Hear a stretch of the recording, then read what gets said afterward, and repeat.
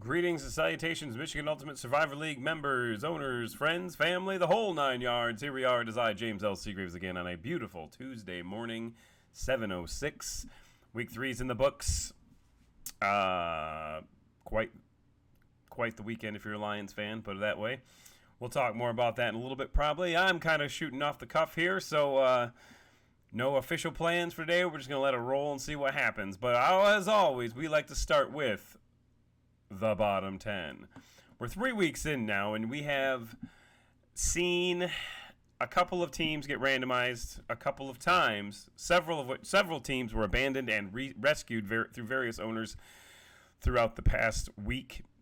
You will see this, some new team names. Although there are some new team names that I have no idea why they changed their name in the middle of the year, but we'll go over that too here in a minute. But for the most part, first of all, I apologize about the only one channel of audio working if you're watching this on something that's not a phone. For some reason, my microphone has all kinds of interference on one channel. I got to figure it out, but nobody got time to do that right now. So, but yeah, some teams change their names for some reason. No one knows why. But let's go. You can't hide from us, by the way. I'll figure you out who you are. Bottom 10, B Squad, 0-3. 127 points. He was randomized this week. His first 2 weeks he was not randomized, however. So not a completely horrendous blame on randomization here. But hopefully B Squad here gets his act together and we'll start setting his lineup in again. First 2 weeks he did it. Didn't do very well. Figured, what the hell? Why not randomize? And he still lost. 127.48 points. One team almost scored that this week in 1 week. So B Squad, maybe it's the lay dormant and save all my good players to the end of the year strategy. Maybe it's not. Ryan Frazier's kryptonite has once again proven to be his own kryptonite. Comes out with a name like that and just Kal-El, he is not. Or he is himself, I guess, at this point in time. Because he's hurting himself. 2 out of 3 weeks he's been randomized. Willie Ledford, man, I don't know what's up with you, dude. I thought for sure you weren't going to be in the league. You surprised me, came in, paid, and you're 1 out of 3. Frazier, get your boy together. Unless you can't because you become weak when around him. Show me them TDs. I don't know who it is, but that was Luke Miller's old team name. Show me them TDs. 0-3, 147. Most known unknown. Stafford's Bastards. All these teams 0-3. The Clockwork Elves, last year's second place team, has put up a paltry 169.77 points through 3 weeks. Oh my God. Savage FC, Patrick McNamara just can't get a win. 170.95 points. Let's expand this out a little bit so we can actually see that. 170.95 points. Cucumbas, Jeremy Orr, 0-3. 2 games back, 171.91. Play with Mike Ditka. Man, you got 2 amazing teams, both Play with Mike Ditka and the Clockwork Elves in this conference, who are both 0-3 and combined have barely 350 points. Washington No Names, or Wash No Names 21, I should say. This rounds out the bottom 10 with 0-3 teams. Though Ted Lasco's Biscuits is one of the new teams.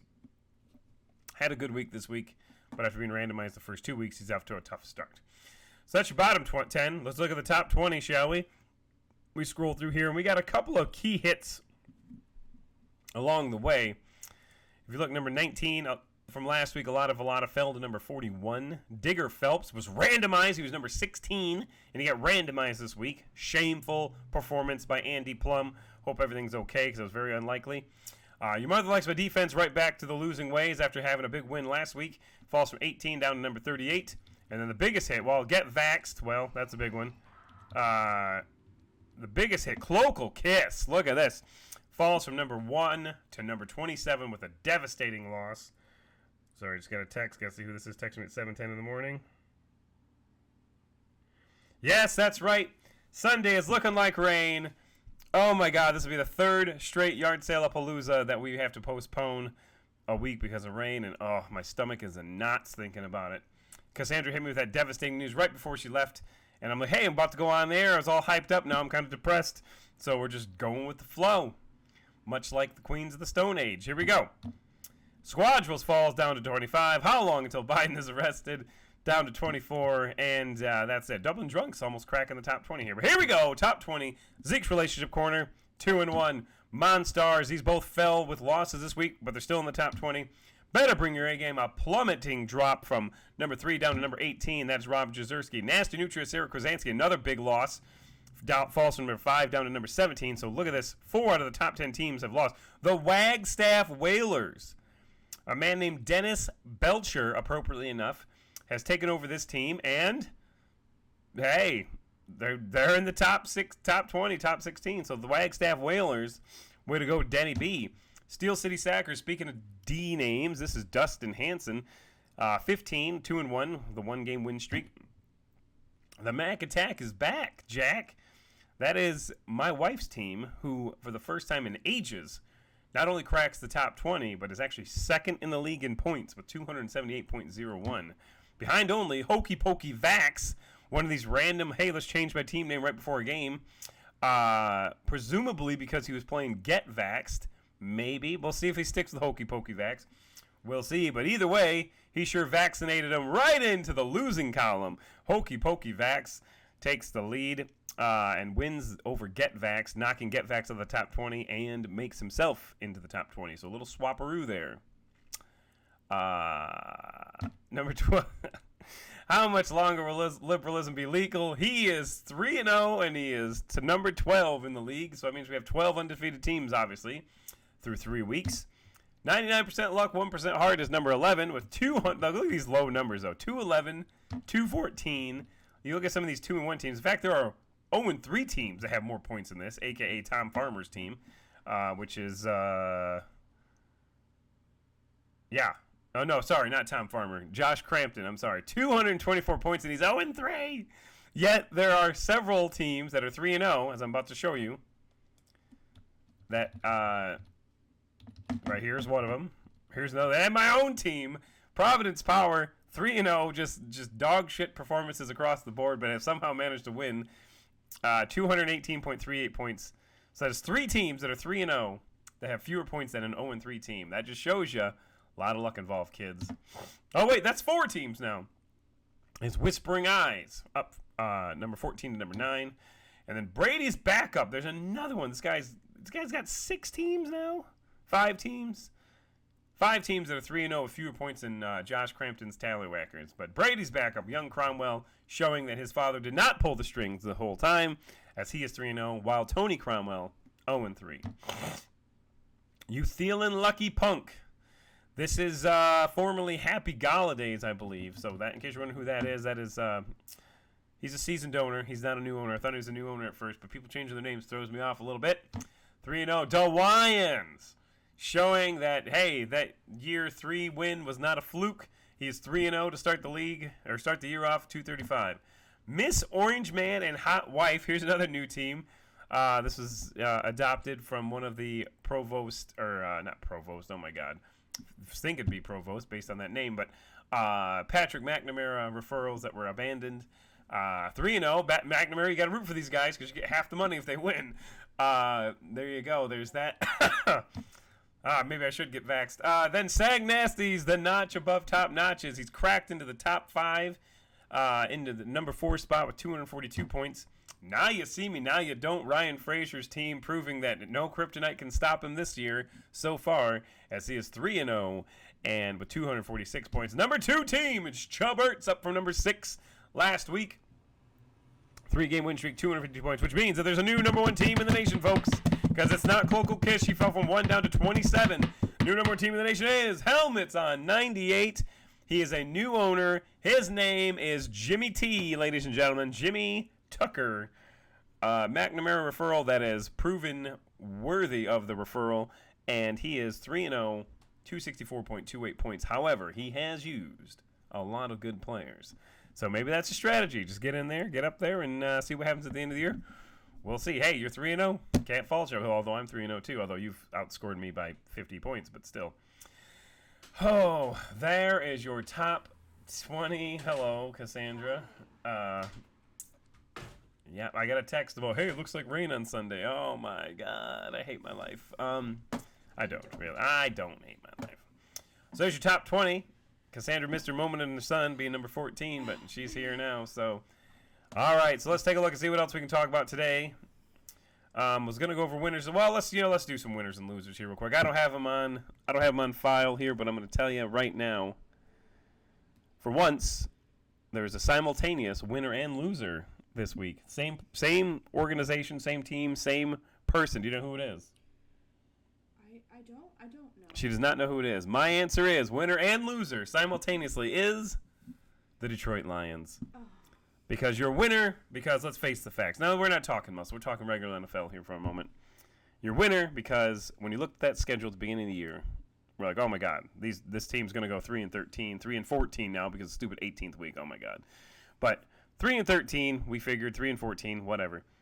And everybody, even myself as a diehard Packers hater and Lions fan, marked all three of those games as losses to the Packers, 49ers, and Ravens. No, they have no business being in these games because the Lions have a horrendous roster. They really do.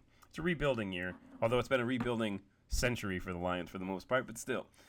But to be in those games, all three of those games, at least in some point, first half of the Packers game, second half of the 49ers game, and most of this entire game, you have no business playing with this team, the Ravens, who are 1,000 times better than you, and you played your hearts out, and you almost won that shit. So that makes you a winner in my book. Now, of course, the loser portion of that is only the Lions can have what happened to them happen. Whether or not there was a delay of game, no call, which should have ended the game, that remains to be seen. Although there are several people, as Bill Green has posted on my Facebook, that say, hey, yeah, there should have been it was obviously an extra second that went off. It's like, well, if something weird's going to happen, it's going to happen to the Lions. But, well, here's the thing. They should have never been in the position. They should have never been in the position. Yeah, I mean, it was a 4th and 19 that you gave up, which makes you a loser. And why they called timeout, by the way. Why? I mean, I even said while I was watching it, what the hell are they doing calling timeout? Giving the Ravens an opportunity to organize a play. They were clearly reeling. They'd gotten sacked like twice in a row. Let's call timeout, which, I mean, hey, Dan Campbell, maybe he needed to prepare his boys for a little more kneecap soup. But seemed like an idiotic thing to do, calling timeout when the momentum was definitely on the Lions side. And then, of course, I mean, if you're gonna get beat, you might as well get beaten record-shattering fashion with Justin Tucker's 66-yard field goal, who a lot of people had in, by the way, which is unfortunately only worth 10 points. So it should be worth more than that for that distance. But just the physics of a ball hitting the crossbar and going in is very unlikely. You can watch 1,000 kicks. If they hit that crossbar, probably 990 of those things are bouncing backwards. But, of course, it's the Lions. It bounced forwards into the thing. So, it is what it is. So, winner and loser simultaneously, Detroit Lions. And therefore, and as an extension of winner, Justin Tucker, too, because, hey, he's been one of my favorite players for a while. He's a great man. He deserves that record, and unfortunately had to happen against the Lions. But that is that. Another loser for me personally would be Jared Goff. Yeah, I don't know. Like, this shows you my luck. I mean, every time you play, it seems to me every time you play a player who's on the Lions, if you're a Lions fan, they do dog shit. But if you play a player who's playing against the Lions will, like, stack up and, like, stop them. So it's like no matter what you do, the Lions rip your heart out, as proven this Sunday. But I had Jared Goff in because the Ravens' defense allowed way more passing yards and touchdowns than any other team in the league. And, of course, Jared Goff and T.J. Hawkinson accounted for a total of 3 points. Goff was negative for almost the entire game. Oh, my God. So, big loser for me. And in his post-game press conference, he says, the gut punches will stop eventually. It's like, bro, you're in Detroit. Wake up. They're never stopping. It's not going to happen. So, there's a loser for me. And a winner, another winner, I'm going to say Matt Stafford and the entire Rams offense.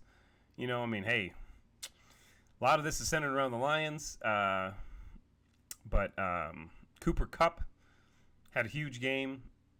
And Austin Eckler had a huge game, which helped me win. Hey, I'll take it. Makes me a winner. But kudos to Matthew Stafford and his performance. He's doing well. He, like they said multiple times on that broadcast that, Tom Brady's been in 50 of these big early season regular season games. Matthew Stafford has never been in a game like that, which is why he was probably choking at the beginning. He started off 1 for 6, and then he was lights out once he calmed down. But it's like, that was damn near the Super Bowl for Matthew Stafford. It's probably the biggest game he's ever been in. Because, like, you're on a team that actually has a chance to do something and playing a team that's defending Super Bowl champion, you know? Exactly. So hats off to Matthew Stafford. It proves that his losses were because he was a lion and not because he was bad. Well, I still don't think he's that great, but still. All right, so we're gonna do a conference by conference breakdown. We do this every few weeks. We're looking here now. You'll notice that the numbers don't exactly add up, and I'm going to go over this now for the first-time owners here. The numbers don't really mean anything at the end of the year. That just means who's scoring, who's winning, basically. But when it comes down to the standings, you will see quickly here in this Jeff Lebowski conference right here that you got a lot of ranked above number 19 Monstars, even though a lot is unranked. So at the end of the day, like I said, the numbers don't really mean anything. It just helps gauge who's winning and who's scoring points. But when it comes down to the end, these standings ranks matter more than the numbers. But the Jeff Lebowski Conference has a 12, 13, and 19. So nobody in the top 10 in the Lebowski Conference, but you do have a lot of there who has a higher. I mean, these guys, it's all about tiebreaker. Hokey Pokey Vax and a lot have obviously beaten more people in this tie ranking than Monstars has. That's how it happens, you know. Most notably, Hokey Pokey Vax defeated Get Vax this week, so that puts him up there. We go down to the Kirk Lazarus Conference here, and we have only one team in the top 20, and that is the Wagstaff Whalers, who is 16 but ranked way down, probably because he hasn't played any of these people in this thing yet. Wagstaff Whalers has just been beating up on scrub teams like, I don't know, Jay Footman I guess he played this week, I think. Sorry, Jay Footman, I don't think you're a scrub team, but I mean, you're 1 and 2, so you're not in this top ranking up here. Ron Burgundy Conference has the number 2 team, number 18, and number 20 team, so 3 teams in the top 20 currently. Low-hanging fruit and tips and tricks are both ranked higher than those ranked teams. Then Honolulu Blues and Anthem Knights also 2 and 1. The Spicoli Conference features Miss Orange Man and Hot Wife, Brady's Backup, and the Mac Attack is back. Jack, those are 3 in the top 15. 5, 8, and 14. And then how long until Biden is arrested? Let me ask you a question. Digger Phelps, fresh off his randomized performance, means that he lost. He could have been up. He could have been in the top 5, maybe even top 1 if he had not been randomized an extra 1. But then we get down to Frank Drebin Conference. We have some big hitters here. We have the number 1, 4, and 9. So 3 in the top 10, all 3 undefeated. The Dublin Drunks, aching for a ship and just here so I don't get fined. Paul Wallenwine's luck finally ran out. If you look, he has 170 points and he's 2 and 1 somehow. Yeah, that was not. I mean, this guy squeaked by the first 2 weeks, and finally this week it caught up to him. Brody Bruce Conference, we got the 10, 11, and 15 ranked teams here, as well as Squadrels, who were not ranked, but they're still ranked higher than Steel City in terms of the standings. So you got 3 in the top 20 there. And then finally, we all knew it all year long. This was going to be the big conference right here, the Rod Kimball Conference. And it's not disappointing. You got 3, 6, 7, and 17 all in this conference. That's 4 in the top 20. But then you also have LP Rails, who is 2 and 1. Jerry Bird, congratulations to you, new owner. And Honolulu Blue Balls, Larry Weinberg, 2 and 1. But the key thing here is that you have Play with Mike Ditka and the Clockwork Elves just in the cellar of this conference so far, and they won't last forever there. I promise you. They will be back. They'll be up in the rankings at some point just because there's no way neither of those teams, that's a double negative, no way neither of those teams don't end up in the running at the end of the year. So don't be too confident up there at the top, although you got 3 fantastic owners. You know, 3 champions in the past, as we talked before, and then a couple of perennial playoff teams. So that's that. Let's look at the schedule going up to this week. We've got, we're in week 4 now, so we're looking over in this column right here. Let's see what we got. Number 19, Monsters, taking on Alada Falada, again, who is 2 and 1 and ranked higher than, I think, the Monstars, in fact. So that's a big game, even though they're both technically not ranked. How much longer will liberalism be legal? Taking on the fabulous Baker Boys. That's a 1 and 2 Jordan Craig versus Pat Provost. Hokey Pokey Vax looking to take on Ryan Frazier's Kryptonite. Willie Ledford, submit a damn lineup, please. Then we got the Wagstaff Whalers at 16 taking on Super Original Paul Smith, who's 1-2. Very disappointing start to the year for him. Scrolling down here, we got number 20, Zeke's Relationship Corner. That is Tom Farmer at 2-1 taking on Tips and Tricks, also 2-1. So that's a big game. Speaking of games, Game of Jones. Don't know who that is, but we'll look at it later. I know, I'm sorry, I'm talking about my cell phone, not Game of Jones. We know that Josh Dalecki of the Dothraki, maybe that's why his name's that, I don't know, taking on Better Bring Your A Game and number 18. Nantab Knights 2-1 taking on number 2 Chubberts. Dom Valenti versus Michael Myers. It's Halloween season. Look out. Michael Myers about to start unloading on people. And then Miss Orange Man and Hot Wife taking on Bleeding Blue Bombers. 1-2 versus a 2-1 there. Or sorry, 3-0. Digger Phelps, formerly ranked, formerly had a chance to be the number 1 team in the nation, was randomized this week. Taking on the number 14. The Mac Attack is back, Jack. So make sure you submit a good lineup, Cassandra, because that's a big game, unless, of course, he randomizes himself again. Brady's backup, number 8, taking on Brady's Balls. It's the Brady battle, which is funny because I think Brady is playing the Patriots this weekend, too, which is, I think, on Sunday Night Football. So. Is that so? I think so. Yes, it's true. I think it's true. I think it's Sunday Night Football, too. So get your popcorn ready, as Terrell Owens once said many years ago. Corey Brewer taking on Young Cromwell. I think his name's Jordan. Helmets on 98, the number 1 team in the nation, taking on OJ, who... You are right. Sunday Night Football, Patriots versus Buccaneers. Don't miss that one, folks. Concussion Protocol, 1-2, 178 points, taking on the number 1 team in the nation, Jimmy Tucker. Helmets on 98. Has he blown his load already, though? I know he's used a lot of players. In fact, we're going to pause a couple seconds and look at this and look at the scoring history here and see who he's used. Oh, my God, he used Jared Goff. I take back everything that I've said. Oh, and he started down. Okay, well, Helmets on 98, this is why you're number 1. Even though you started Jared Goff, whatever. You've also started Patrick Mahomes, Kyler Murray, Dalvin Cook, Austin Eckler, Ezekiel Elliott, Kareem Hunt, Christian McCaffrey. So you went all heavy running backs. You started... wide receivers aren't that amazing. Tyler Boyd, Marquise Brown, Stephon Diggs, DeAndre Hopkins, Emmanuel Sanders, Adam Thielen. Okay, I guess they are pretty good. And then Hawkinson, Kelsey, and Kittle. Amendola, McPherson, Tucker, Bears, Browns, Titans. I mean, you're only 3 weeks in. I mean, you got it. I mean, whatever. But Mahomes, Murray, Goff, whatever. But those running backs, bro. You used all the good running backs and you're 3 weeks in. So we'll see if you can keep it up. I hope you can, because I like a good Cinderella story. Anyway, going back, number 4, Sag Nasty's notch above notches, taking on the number 9 Whispering Eyes, Jason Taylor, looking to knock Crusty Rusty himself, Benjamin Miller, out in the battle of 2 top 10 teams. That's the game of the week, folks. Right there it is. 15, Steel City Sackers taking on Brad Van Camp, a.k.a. BVC. He's 2-1. Don't be fooled by the number. The Donkey Punchers, 1-2, taking on the number 10 Providence Power in a battle of old Addison buddies. Will Green takes on me. Rocky Keeling taking on Mick DeBow. 2-1 versus 3-0 versus 1-2. So don't be fooled by him. Mick DeBow is a good owner. 1-2. Don't be stopped. You feeling lucky? Brian David taking on my brother Brooklyn Brigade. Jay Seagraves, fresh off his loss. He starts everybody who plays against the Lions, it seems, every week. And this week it backfired. Even though Justin Tucker got a 66-yard field goal, it still wasn't enough for him to win. He also got 4 other field goals that game, I believe, or 3. And then Frazier taking on Brandon Stevenson, 0-3, taking on number 3. Stevenson, you got to come hard, bro. You got to come hard. Another big game here, even though the Clockwork Elves are 0-3, taking on Nasty Nutria. You go down 0-4, you might be in trouble, because after this week, we will be a third of the way through the season. We're 3/11ths of the season right now. And believe me, some of these teams are all mixed up. It's true.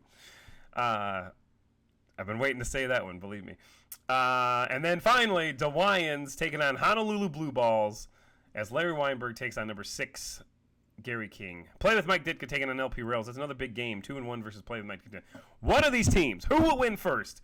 Will the Clockwork Elves win first, or will Play with Mike Ditka win first? What do you think? Lennon's was going to be him. Lennon swears it's going to be him. He guarantees it. Well, he didn't guarantee it, but I'm saying hopefully he wins. So there you have it. 3 weeks in. Hopefully you're all enjoying the league as much as I am. Hopefully it won't rain Sunday. Oh, my God. And, yeah. I guess we will just talk later. So y'all have a good day. Thank you very much.